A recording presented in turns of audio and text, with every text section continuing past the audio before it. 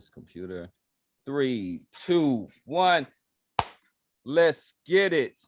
It's Pop Talk, and it's episode 7. It is the end of the year episode. We're going to give out our Pop Talk awards.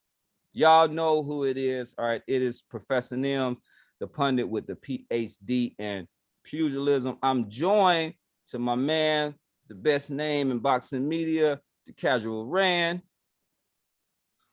You know how it is. And you know my man Bosston Jarod. You know what I'm saying? Don't forget the S. Real bosses know what it is. And then my man with the plan, the philosophical take on this fight game, Coach Dave. As we bring it into you, this is another episode on Thursday, December the 30th, actually going into the new year. And we want to recognize 4 different topics tonight. We're going to have the fight of the year, the knockout of the year, fighter of the year, and then also prospect of the year. So as we kind of go around robin, we'll give our take on who we think deserve this award. We're also going to give what we think is a very informed and intelligent take on why we feel that this person or this fight deserves this particular award.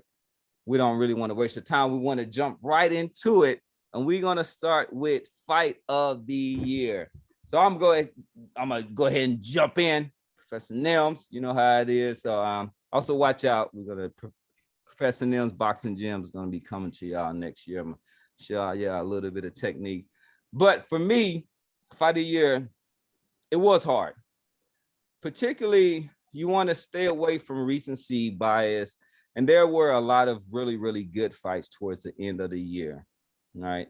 One that really jumps into mind is of course, the Tyson Fury against Deontay Wilder fight, which at the time when I saw it, I was kind of over myself. I was like, man, this is probably one of the best fights that we've seen in the heavyweight as far as skill and back and forth since the Holyfield Bowl days and things of that nature. But kind of stepping back, I think I was a little bit overzealous. The fight was a little bit sloppy at times. Both of the fighters showed heart and skill at different times. And this implications were very, very high.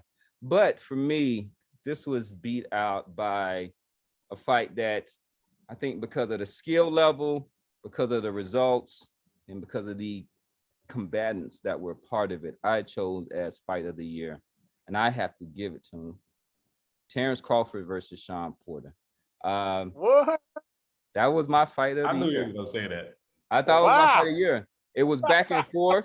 The stakes were high because you had to remember Terence Crawford was losing, but this was not a one-sided fight. This was skill level. This was one of them.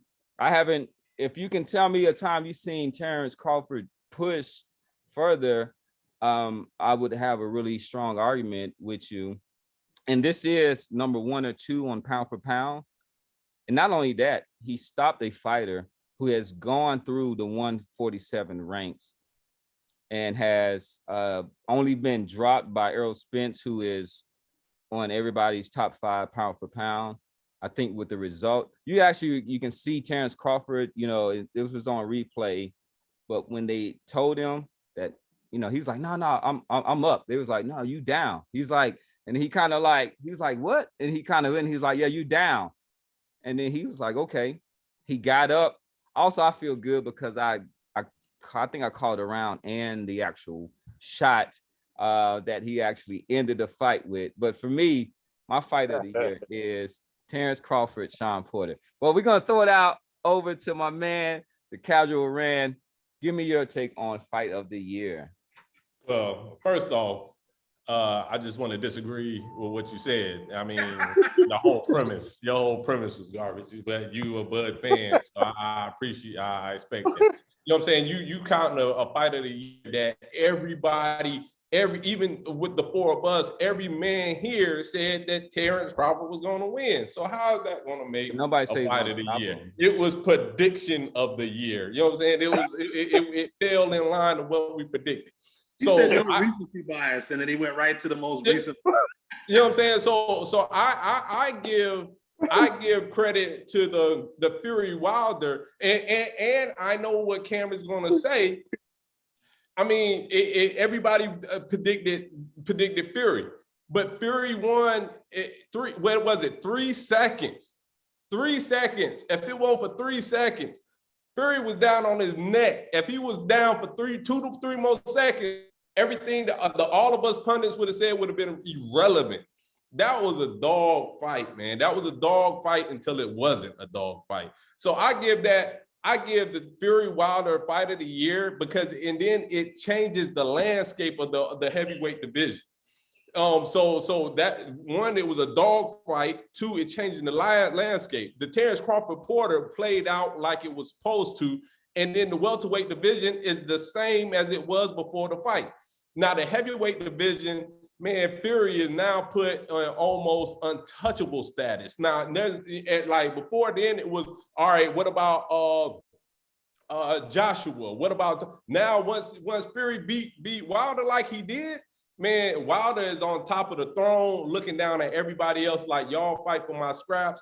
I don't even have to defend the belt. You know what I'm saying? The fight was excellent, and the results is excellent. So it got to be Fury Wilder for me. All right, Coach Dave. I mean, you can make your argument. You don't have to take shots at me. Everybody does. Hey, look. I'm gonna have to come to the defense of my dark-skinned brother. I think that was a great choice.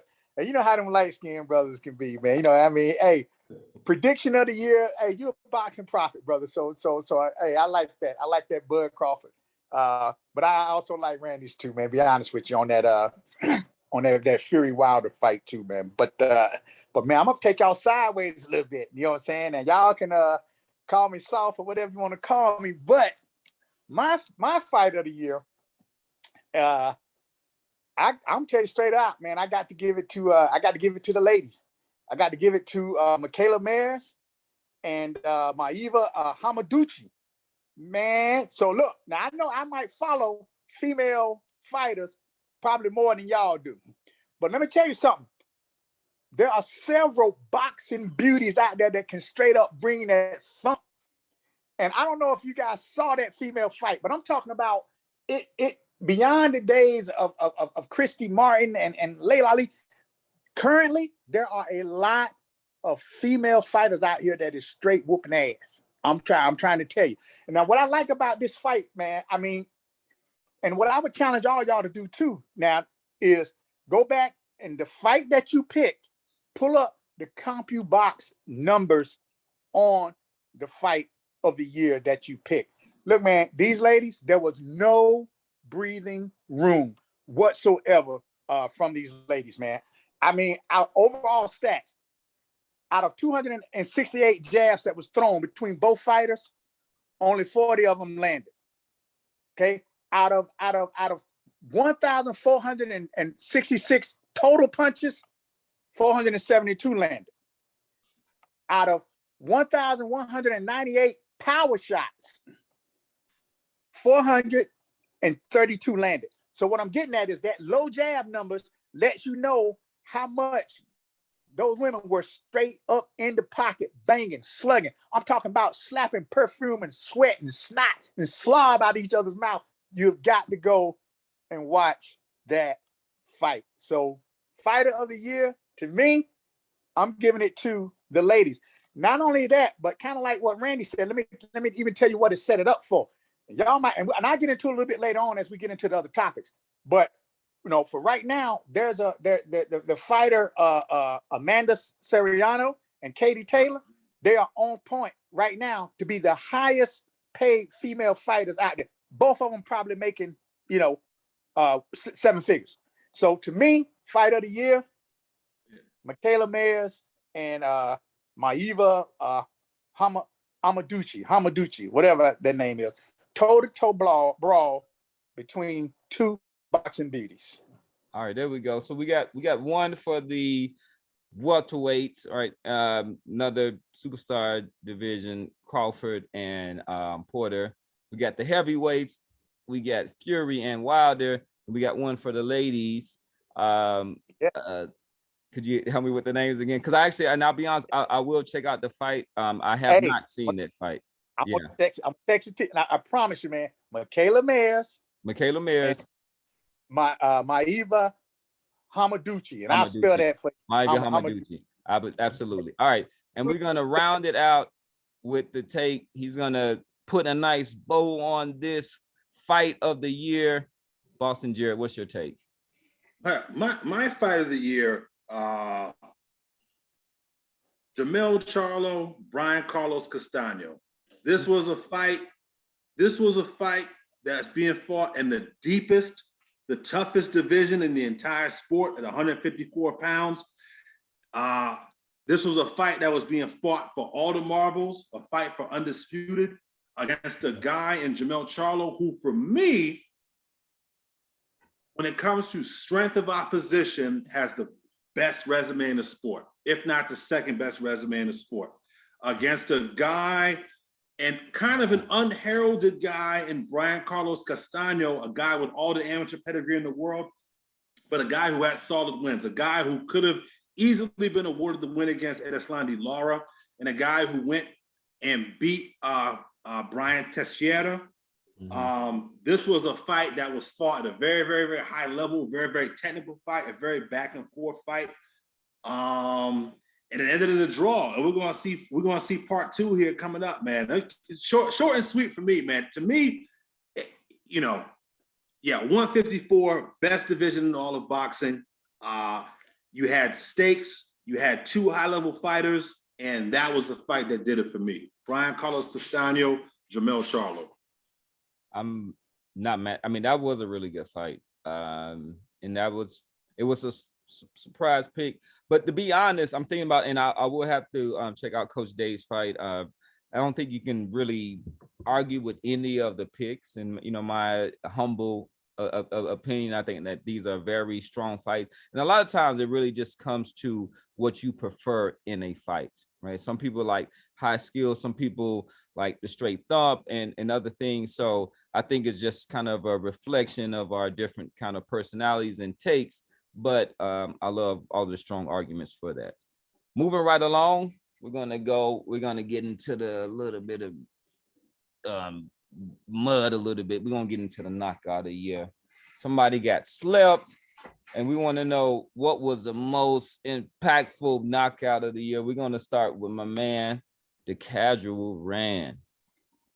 Yeah, like the name says, it was the Casual. So this was the most like one punch sleeper. I'm like sipping on something and then like just throw it down. Like, oh. My favorite one of the year is Tank Davis over Santa Cruz. Ooh. He slipped those three rights and just came up with that uppercut and slept them. It just came to me. I was like, man, that reminded me of Jamal Charlo over who was it? Jarod Lubin Jackson. Julian J. Rock. Julian Jackson. J. Rock. J. Rock. Yeah. It was, to me, it was on that level. It was just pretty the way he just put him to sleep. That was my knockout of the year, fellas. I'm gonna keep that one short and sweet. I'm not mad at that. Coach Dave, what's your take? Oh, excuse me, my bad. Yeah. No, actually, we're gonna throw it to me. So we're gonna go. So I'm not mad at that. I won't switch my choice, but I'm gonna go with Tyson Fury, who I actually thought had kind of put an end to not only the Wilder reign, but his career. But I've been hearing some things which I actually think is very good for boxing. I'm just kind of surprised by it. But his knockout of Deontay Wilder, I think it's in its finality, and not only just when somebody kind of is planted face. I mean, there's a couple of the worst knockouts, right, is the ones where you fall face, first where you really can't stop yourself. And then others where you're bent backwards, where your knees are just kind of like going. And then so like the cruiser was that the kind of knees bent back, and then the Wilder was kind of face first. But these were two giants. And if you've ever been to a fight, and when you see one of those guys hit the ground, it is just a so for me, and I think it did kind of set one person, atop the heavyweight, throne, with particularly with that one punch. So I will stick with my pick, even though Randy made a strong case. And I'm gonna go with Wilder versus Fury 3. Bosston Jarod, where are you at? I agree. You took mine. You took mine, man. It's gonna be Fury. It's gonna be Fury Wilder. I think that as spectacular and as fun as the Tank Davis knockout was over Leo Santa Cruz, there weren't any stakes in that fight. And I'm not sure. It might have been some stakes now, man. Think about that again now, because that boy can box. Santa Cruz can box. Yeah, it can, but I think he's thinking about the landscape, but let him. We're gonna let him. Right. So that's what I was gonna say. Yeah. There wasn't anything really. I'm not sure if there were belts. Were there belts at stake in that fight, Dave? Yes. I think he won. I think Tank did win a belt. There were belts at stake. Yeah. Yeah. And I will find out for you. I will find out the belts. Yeah. Yeah. Go ahead, Jared. You're right. In terms of major landscapes, man. Not like Tyson Fury, but yeah. Yeah, because that fight, the Fury Wilder fight, was supposed to be a ticket at Undisputed, right? A ticket at Anthony Joshua, and this was before Joshua lost to Usyk. We'll get into that maybe later. I gotta go back and look at our categories, but yeah, I don't want Cam took mine, man. Cam pretty much has spoken on already. Yeah, the Fury knockout over Wilder. That was knockout of the year for me. So just one, just to kind of put this. So what was at stake was the WBA, basically super featherweight, which is the super 130. Yeah. So there was the WBA belt that was out there at stake. And all right, so Coach Dave, you will wrap us up. What is your knockout of the year?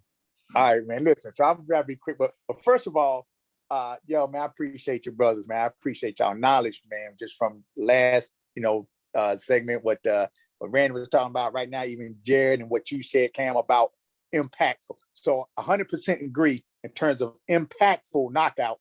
Nothing like Tyson, dropping Wilder,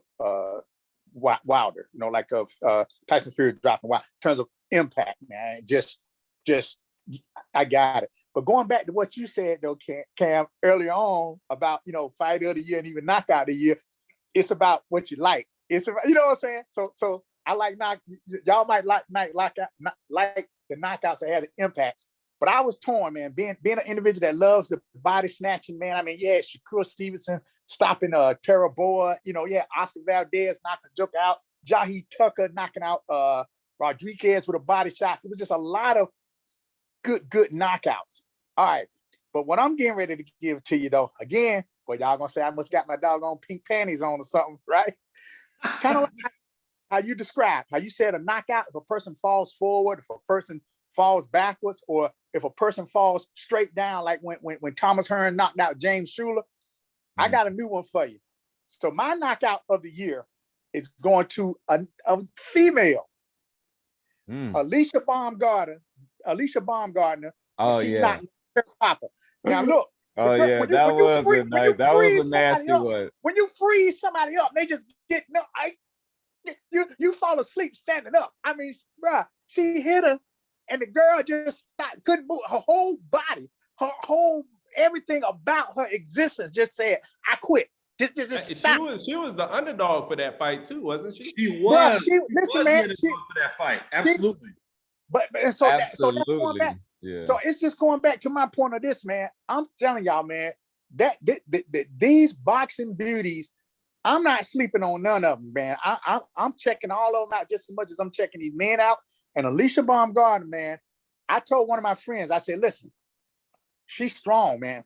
That girl, she beautiful, she fit, but bro, she's strong, man. And that right hand hit Terry Harper, man.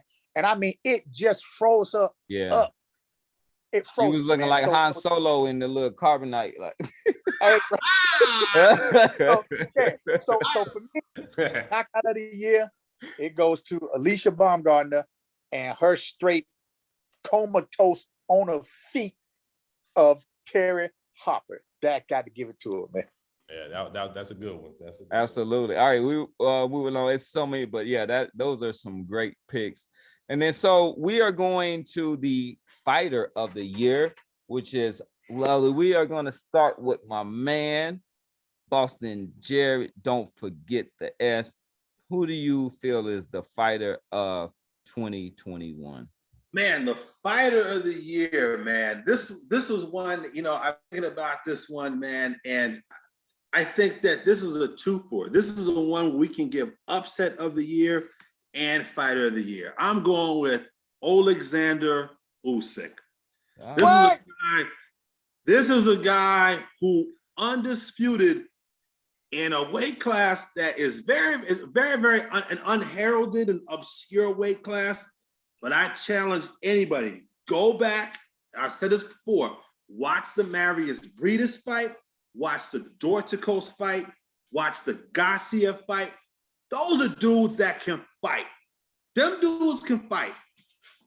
Dorticos, Garcia, Breedis are way better than Ricky Burns, Julius Ndongo, and whoever the other dude was, the Terence Crawford. And Terence is my man. I'm a huge Terence Crawford fan. But what Usyk did at cruiserweight, to me, when it comes to strength of opposition, it supersedes what Terence Crawford did to Undisputed. Given that, being a career cruiserweight and having fought in the amateurs as low as 160 pounds, this guy goes... We're talking about this year, though, right? We're talking about just this year. This year, you think he's the fighter of the year? He will lead up to it. Let him continue talking. He about to lead up to it. Yeah. Usyk goes up and doesn't fight the oldest, drunkest, most decrepit guy at heavyweight. He fights a guy who was arguably 1 or 2 at the time at heavyweight. Goes in there, a massive underdog, boxes this kid's socks off, and becomes the 3-belt unified champion at heavyweight after undisputing at cruiserweight. To me, it's Usyk. It's Usyk, and it's not. I don't want to say it's not even close. I don't want to be hyperbolic. It's Usyk, though, man. It's Usyk. Yeah. Okay. All right. So we're gonna move to Coach Day. So we have Usyk, who became a heavyweight champion after being a undisputed cruiserweight champion, who probably had one of the best undisputed reigns that we've seen, and has argument being maybe the greatest cruiserweight out ever. I don't know if he would win that. I don't know if he would win that. But so Coach Dave, for 2021, who was your fighter of the year? Hey, hands down, plain and simple, man. Among the men, look, I'm gonna have to give it to Tyson Fury, man. Be honest with you. And really, man, I just think, one of the things that I'm glad none of us really looked at WBC, WBAs, or the sanctioning bodies fight of you. I'm glad we kind of going on our own thing. But even Tyson Fury, though, I think he won the ESPYs in terms of fighter of the year, which was, the people vote. So, I mean, it just shows this guy's growing popularity, man. And so at the end of the day, I think what makes this man a fighter of the year, I don't think Tyson Fury ducked anybody. I think he tried to go and get Joshua. Stuff happened, and people, is why they're going to take the steps. I don't think this man ducked anybody. You know what I'm saying? And I think he is ready and willing to fight anybody. Like, I just don't see no fear whatsoever, in this man. You know what I'm saying? So, and by far, in terms of impactful knockouts, I mean, you guys already said it. the most impactful knockout is when he slept Wilder. He shut it down. If you guys want some of this, make sure you come ready to bring that thump, because I know I'm on my A game, and I don't care who Ruiz or whoever this other guy is that might, that they trying to set up for him, man. They're gonna have to come to fight. So fight of the year to me, Tyson Fury. Not just inside the ring, but even still outside the ring, making sure that he doesn't even go back to the mental issues that he had. You know what I'm saying? Just downright, as goofy and crazy as he can be, the boy loves this sport, and the boy is just straight kicking butt, man. So Tyson Fury for me. Very good. All right. We got the international take. We got we got one Ukraine boxer. We got another one from UK. Randy, where are you at for your fight of the year 2021? So both of those were good choices. And I'm gonna go why I didn't choose Fury first. Fury did what he was supposed to do. I mean, what he showed he could do. He did it before. So he's just giving you a replay of what he already did. He already knocked out Wilder, even though it solidifies his place at the heavyweight champion, but he's already did it. So yeah, I can see why you put him as the fighter of the year. Why I didn't choose Canelo is, even though he did solidify at super middle, it just super middle was so weak, and he pick and chose, you know what I'm saying? The Billy Joe Sanders, Plant, none of those names strike fear, or he was it was never a 50-50 fight where he was coming in with a slight potential to lose. He was always the majority A side, like, you know what I'm saying? Like, yeah, we already know that Canelo's gonna win. So I can't give him fighter of the year, even though he solidified the belts. So I'm gonna support what Jarod already said. You know what I'm saying? And the only reason I pick him is nobody saw this coming. And you know what I'm saying? And even though he only had one fight at 2021, it was just the impact of that fight. You know what I'm saying? He fought arguably like the one or two top dog at the heavyweight division. You know what I'm saying? Like, he fought Chisora. Chisora was October 2020. Now it could be argued that he fought the number 3 dog, because there's Tyson Fury and then there's Deontay. Well, even so, top three. The guy had all 3 belts. He had 3 of the 4 belts. So even if so, you know what I'm saying, he was already undersized going into the heavyweight, and he just took out a monster. Like, if you would have asked a year ago, if you would have asked a year ago, all right, if you would have asked before he lost to Ruiz? Andy Ruiz. Yeah. If you would have asked him who Joshua was, he would have been the top dog at the heavyweight division. So even with one loss, this guy came in and did his thing. You know what I'm saying? So I applaud that more than any other thing that Canelo did. Fury, I'm hands down. I was rooting for Wilder, but man, now my eyes is wide open that Fury is the top dog at heavyweight. But he didn't do anything that wasn't expected of it. Everybody, the whole world said that he was going to do what he did the previous fight. So I'm not going to give him boxer of the year because he didn't surprise us. Usyk surprised the hell out of us this year. So that's why I'm giving him. Those are good choices in there. Usyk and Tyson Fury, these are both heavyweights, and they are kind of setting the stage. I think the biggest argument against them is that they only fought one time. I think everybody knows my pick because people were trying to preempt my choice. It's Canel Alvarez. He fought 3 times here. He fought 2 undefeated fighters.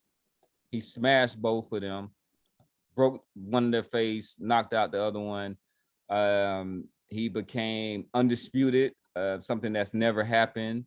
I thought it was a pretty easy choice out there. The argument can be saying his competition, when you stack it up against Usyk or even Tyson Fury, and there are some other fighters in here who fought who would have some arguments about the level of competition, but the fact that he fought undefeated fighters and the finale, you know what I'm saying, he stopped everybody he got in the ring with in there. So my choice for fight of the year 2021 is the cinnamon one, the redhead, Canelo Alvarez. So Cameron, answer me this. Go ahead. Is your measuring stick the fact that he signed contracts this year, or he came in and took chances? Because none of the people that he signed up to fight was actually the fighter of that division. They might have a belt and they might have been undefeated, but everybody knew that these were subpar or flawed fighters, and he never went in as the underdog. Not So to mention I can't give you credit for beating somebody that everybody in the world knew that you were going to fight. So Who had belts at 168 that he didn't fight? We knew he was going to win those. Well, I mean, if you're going to clean out a division, you have to fight the guys with the belts. You can't be like, I'm going to fight him because of clout. You got to fight the guys with the belt if you want to be undisputed. But he didn't clean the division out. For one, he got all the belts. WBC belt. The WBC decided to throw their belt into a fight with Callum Smith that had nothing to do with the WBC. Who they take a belt from? All right. He skipped 168 when Benavidez had a belt and went up and fought the oldest, drunkest dude coming off of war. It was like 6 weeks time to prepare. But why did Benavidez lose his belt? When he had a belt. I'm sorry, my internet connection is a little bit slow. I think I'm froze. Cam, you cut out. Is that me or is that you? No, it's definitely me. I'm sorry. You got that South Carolina, North Carolina internet. Yeah, he in Arkansas. Oh, you in Arkansas? Yeah. That's like third world country. Don't do that. Don't do us that way. Go ahead. Repeat what you just said, Cam. You cut out. Yeah, well, I'm saying, how did he lose his belt? Benavidez, right? Because he had a belt at 168. Benavidez had a belt at 168. Canelo didn't fight Demetrius. Didn't want to fight Benavidez at 168. So he moved up and he fought Kovalev after a war with Anthony Yard.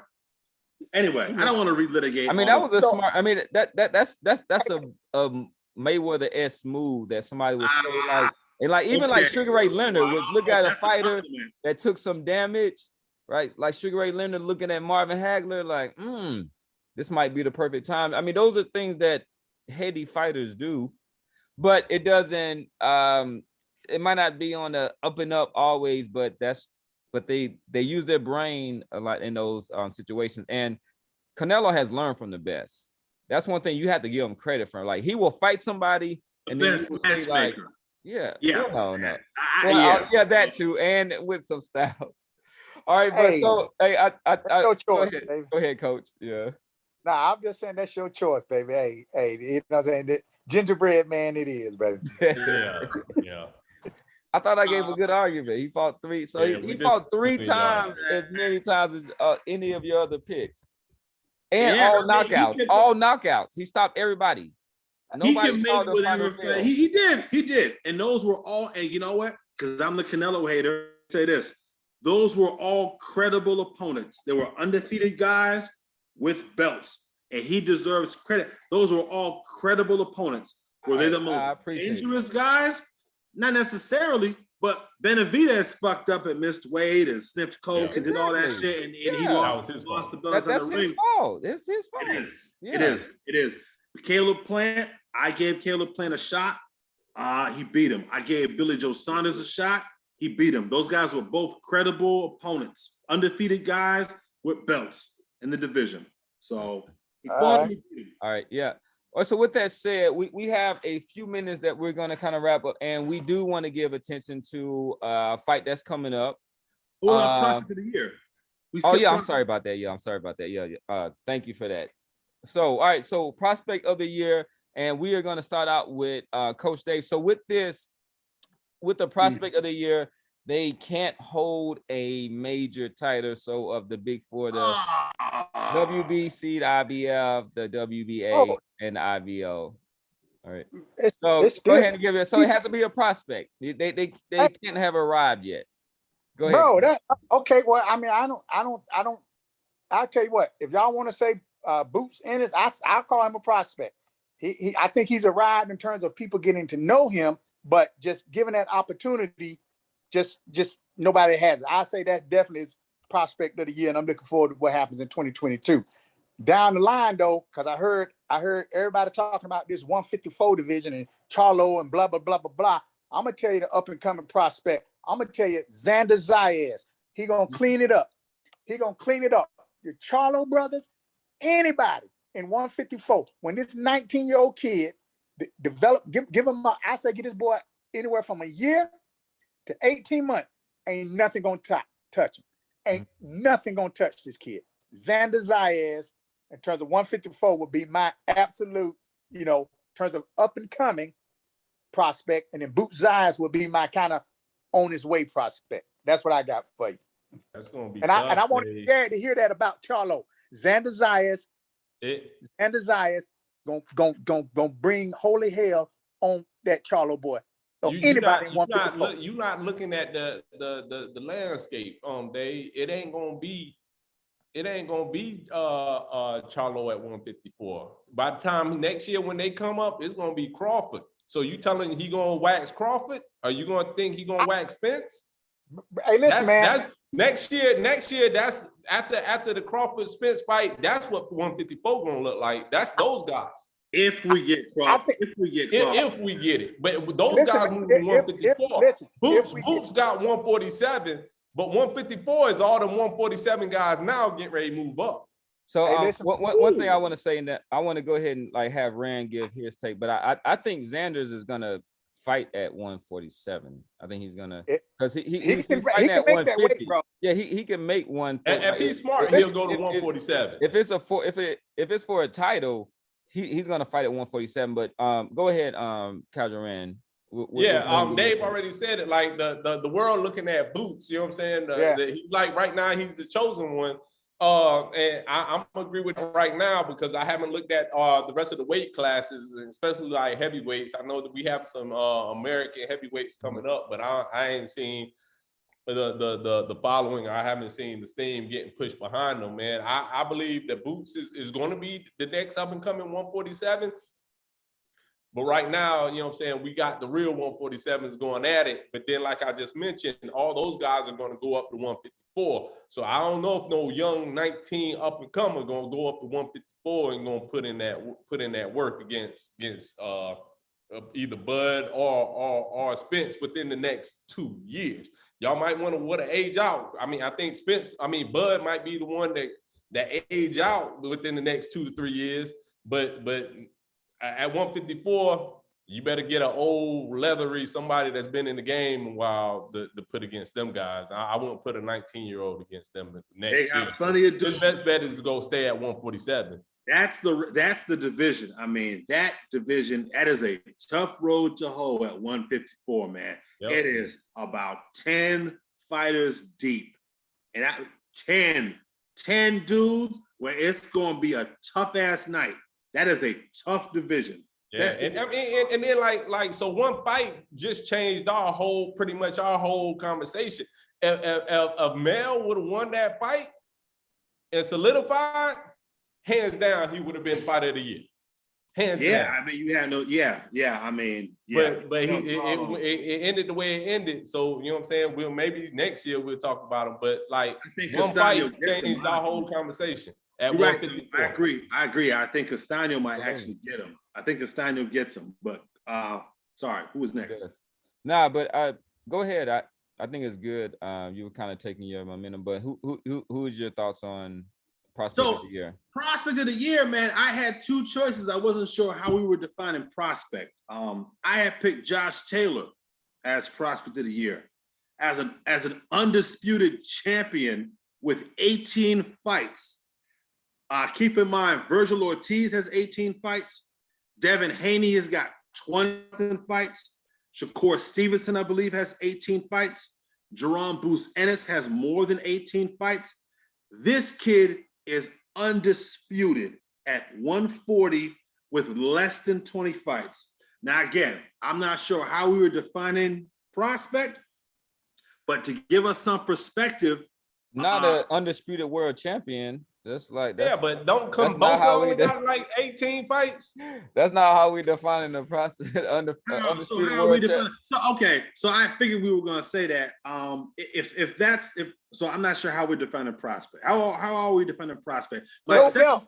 He said no belts, no titles. What no titles, and in sense is that there's a kind of axiom that you kind of haven't arrived until you become a world champion. And a lot of times people say that you're not a real world champion until you defend your belt. I wouldn't kind of like go there or something like that, but we want to say people who are kind of on the rise, and we want to see that they haven't arrived yet, but we are predicting them to be champions, world champions, and even undisputed champions. All right, well then it's either David Benavidez, because he has a similar record to those other guys. He's got just over 20 fights, and he's about 23 years old, or it's Shakur. Now, if the caveat is that Benavidez has been a world champ and lost his weight, Yeah, that's argument. All right, okay, then it's Shakur. Then it's Shakur. I go with Shakur.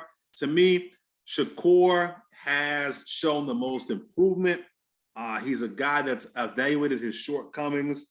He got in the weight room. He put some mass on. He's been out there with Crawford and Big Mac. Not Big Mac. What's my man's name? Bomac. Out there in Colorado. He's been shown improving. I would take his Jamel Herring win over Boots's Lipinets win and his Delorme win. So I don't know if I do that. Okay, fair enough. But I would. The thing is, though, man. I mean, Jamel Herring was, he my boy. But he was good grandpa, man. Yeah, he was. He got old real fast. Okay, but with that said, like I actually agree with Jarod. I would take that, but the thing is like Shakur is like a 3-time world champion. So I'm gonna go. Yes, he was like a champion. That's I think his 3rd division. I'll look it up, but we're talking about. Yeah, no, you're right, Ken. I think you're right, Ken. Yeah, Shakur Stevenson. But I'm gonna go with Boots Collins. Who I mean Boots and Boots. He said Bootsy Collins. Bootsy Collins. You distracted me.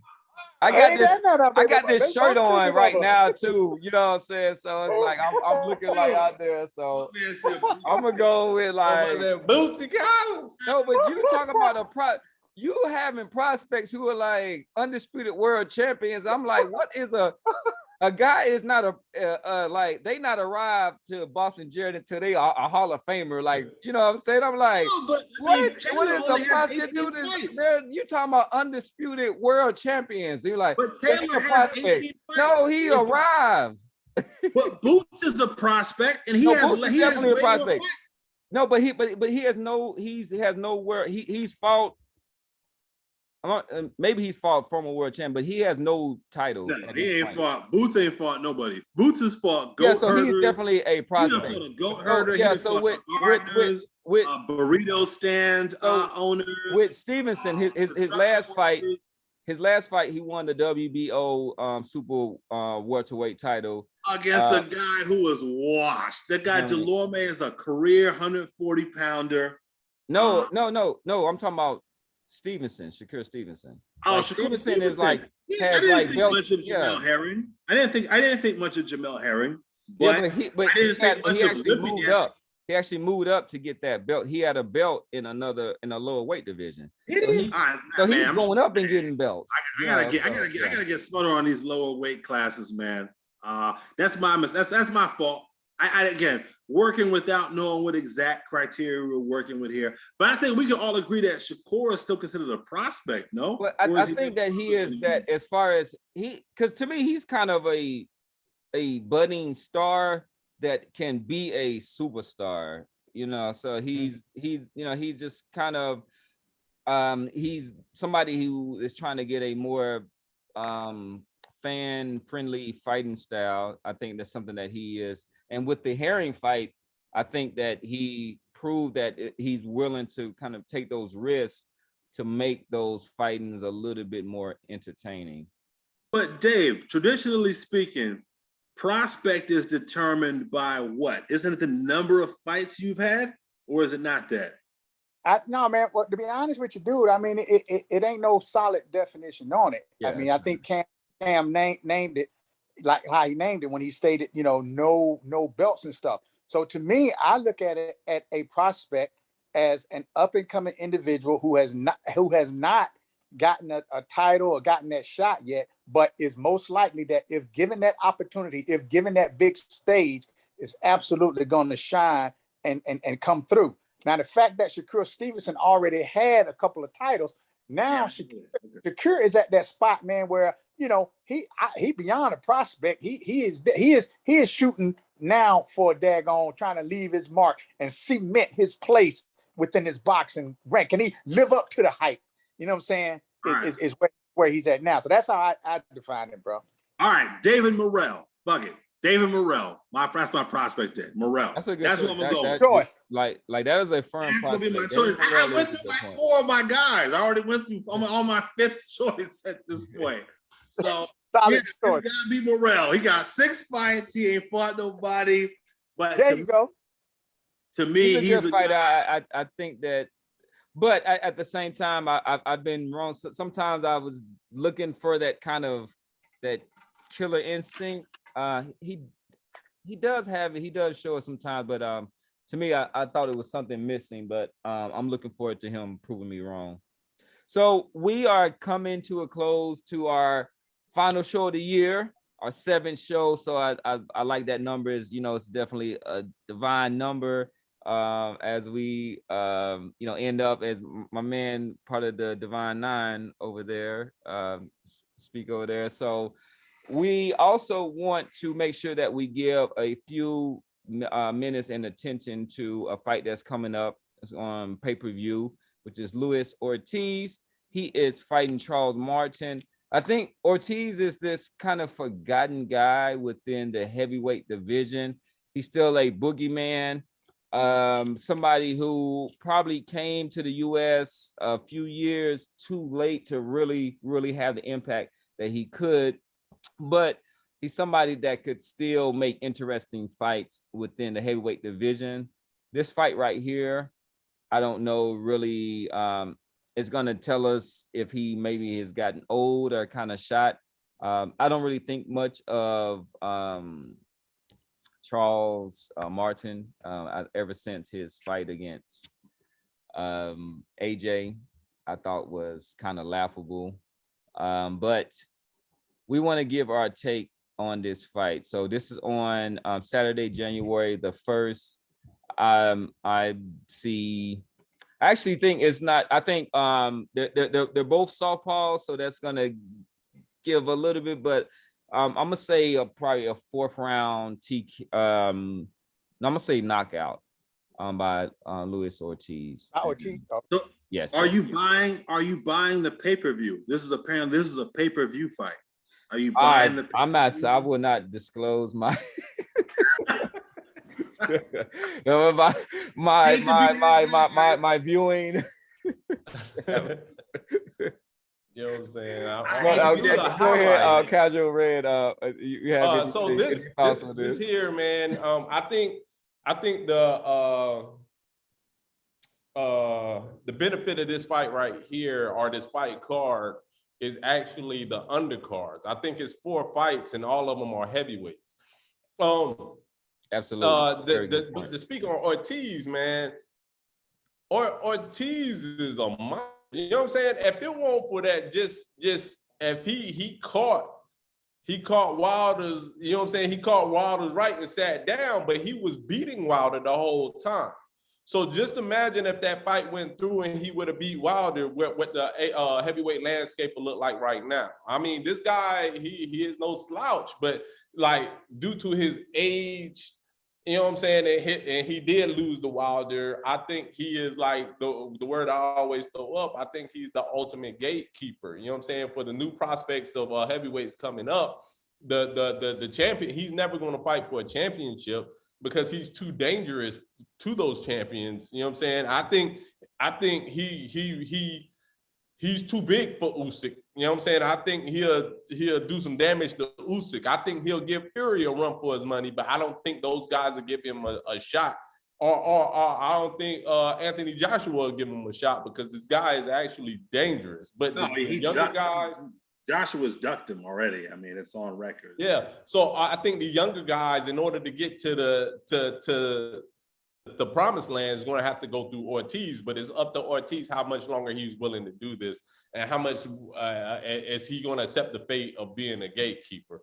But this Martin guy, man, yeah, man, he just, if you look at him, he just looks too little to be fighting at the heavyweight division. You know what I'm saying? So I don't give him no credit of anything. So the go back to what I originally stated, man. It's about the undercards, man. Look at the undercards and see where if there's a prospect of a heavyweight boxer coming up for next year. Yeah, and I'll read it out in there, but I mean, just give a prediction on there. Knockout, decision. What do you think is going to happen in the main card? We just going to focus on the main card. I think Ortiz just take him the distance. Oh, UD? Okay. Wow. All right. Coach Dave. Yeah, I think Ortiz is gonna stop the guy, man. I think Ortiz is gonna have a difficult time with him, though. I think Ortiz is gonna get lucky and experience. He's gonna stop the guy, and then it's gonna fall right into the hands of what Randy is saying, man. Ortiz is gonna get lucky and stop the guy. Think he got a shot. Run into somebody like daggone Anderson or some up and coming heavyweight and get stopped. But he's gonna beat this guy. It's gonna be difficult. It ain't gonna be as easy, even though this guy's small, man. Ortiz is just he been through a lot, man. So Ortiz by stoppage, but not as easy as folks think it is. And I even would say that it's gonna be probably about seventh round, really, man. To be honest with you, bro. I give it. Yeah. Right. TKO, you thinking? Be honest with you, man. I think it's with them being both southpaws, bro. I wouldn't be surprised if it's not a body shot, man. Yeah. I wouldn't be surprised if it's not a tough body shot. Martin is soft around that body. Around that body. If it's not a body shot, I'm gonna set it up. Are you do you have interest in this fight in the heavyweight landscape? And then what's your prediction on it? Me? Yeah, Bosston Jarod. Yeah. No, I have no interest in this fight, and I'm a huge fan of the Cubans. I've always been a champion of the Cuban boxers. They risk their lives to come to this country and fight. That being said, man, Luis Ortiz's time has come and gone, man. There are people who believe this guy might be close to 50 years old, if not over 50 years old. He beats Charles Martin. I just don't think much of Charles Martin. I've seen him fight. I'm not impressed. Ortiz has got all the pedigree and experience and the power to stop him. This fight is of little or no consequence. And as far as heavyweight boxing goes, I mean, I think the fact that it is on pay-per-view is probably more significant than the actual fight itself. I got Ortiz in a snooze fest somewhere around the sixth or seventh round, a straight left hand or something like that. Yeah, but I've got no interest. Got no interest in this fight. Yeah, I mean, I'm not as probably cynical as Bosston Jarod, but my interest is kind of keep busy, but it doesn't have that many implications on the fight. So I do want to kind of make some editorial correction. So it's on. I guess technically it is pay-per-view, but it's on the zone. So right, if you have that subscription, it's part of that, right? So this fight is on the zone? yeah. It's pay-per-view. let me see. It says Yeah, I thought it was. It's not high. I think it's like $39, but it's on pay-per-view. oh, it is pay-per-view. It says Saturday takes place. Okay, maybe it says watch the zone. Okay, maybe this is just the zone that is reporting on it. Okay, Because he's a PBC fighter. It would be very, very odd. Both Charles Martin and Luis Ortiz are PBC fighters. It would be very, very odd. Okay, you're right. All right, I'm sorry about that. So, all right, let's correct it for the audience.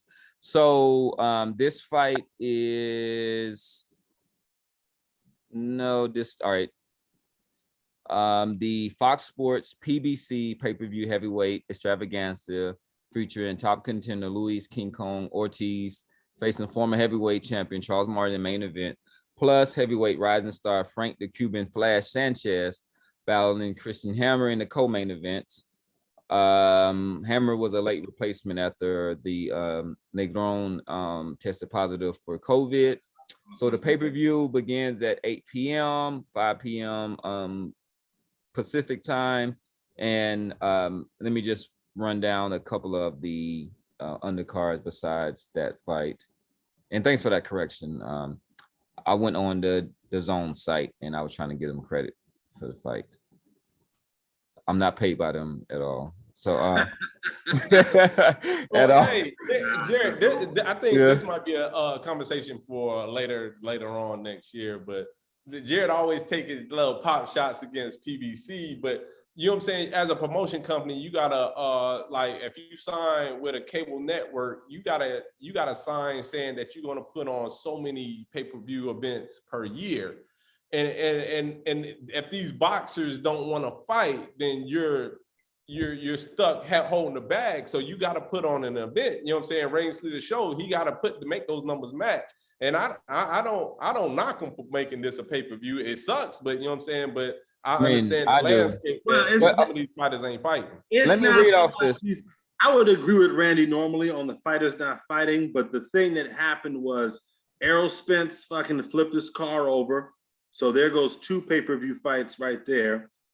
And then COVID, I don't know if we can say it on YouTube, but the virus happened and we missed out on I guess Wilder Fury was a co-promotion. I don't know if that counts.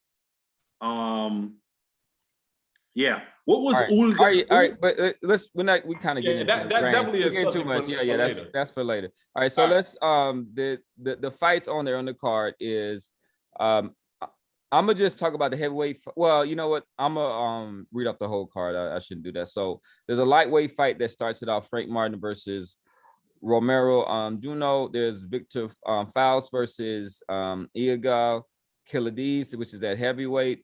Gerald Washington versus Ali Aaron Demirizin. Johnny Rice versus Michael Coffey. The second. Frank Sanchez versus Christian Hammer, and then the main event, Luis Ortiz versus Charles Martin. All right, so we want to thank y'all. We are wrapping up Pop Talk episode 7. We got our end of the year awards, and we're gonna come to you with a new look, new programming, some new, hopefully some editing, some music, and other things for the 2022. But right now, we hope that you enjoy this content. We're going to try to find ways to kind of break it up. We know that you have a lot to do throughout your days, but we want to get this to you because we know most of people love boxing, but like Roger Mayweather said, most people don't know shit about it. So we want you to come here and get a little bit of this pop talk. All right, we want to sign off. We'll kick it down to Bosston Jarod. Anything you want to say as we end the 2021 year?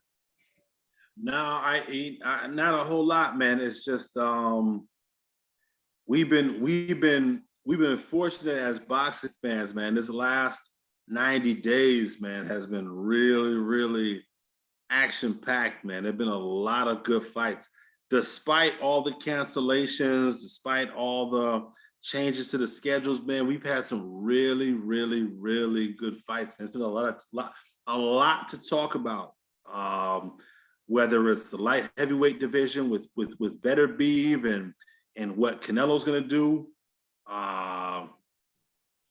Who else have we had? We've had 160 pounds. We got the 147 landscape. We got the little guys. We got the 135 tournament. They just fought. I mean, we've had so much going on. And to think about it, we were supposed to get Golovkin Murata before the year ended, which would have been a very, very, very.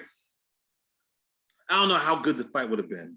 There were a lot of implications that came with that fight, and we're not getting that fight. That fight, from what I've read, has been pushed back to maybe March, April. We would have been talking about that going into this weekend. That fight was supposed to be tonight in Japan, as a matter of fact. It would have. We got robbed of it, but still not a bad year. Not great, especially the end to finish the year, man. We've had a lot of good fights, man. This was a great last quarter. I can't think of another final quarter of the year that's had this many fights, significant, impactful fights. So beautiful. Yeah. All right. The casual ran. Anything to send us off? I just wanted to say Happy New Year to everybody out there. You know what I'm saying? If you're listening, please support the channel. You know what I'm saying? Like us. You know what I'm saying? Go help us improve ourselves. If you have comments, questions, anything, write that down and we'll get back to you, man. Help us build for the new year. And then to you guys, man, my fellas, man, this is episode 7. But really, this is episode like 10 or 11 for us, man. We've been kicking it around. Like, it started off with just getting on FaceTime and just talking about something that we're all passionate about and everything, and we all love. So I appreciate you guys. Like when Jarod was saying about let's go over an hour, you know what I'm saying? Some platforms, they were like, oh man, we got to keep feeding y'all bull junk just to make an hour, where we actually have content and we passionate about what we say. And it goes on. We just choose to keep it an hour or so for the fans' sake, man. So I appreciate you guys, man. I love you guys, man. Happy New Year. Merry Christmas. Happy New Year. I hope everything's well with you and your family. I can't wait to see you all in one spot, man. Y'all stay safe, man. Happy New Year. All right. And the man with the plan, Coach Dave, go ahead and take us out. Hey, listen, man. Best of blessings to you. Every last one of you guys, best of blessings to the listeners. Let me say this, we talking about fighting, but just be reminded, if you made it to the end of the year, then you too are a fighter out there. And all I can say is, come what may, in 2022, do what you did in 2021, which is keep punching. Best of blessings. All right, that's beautiful. What a way to go out. And I'm signing out for Pop Talk.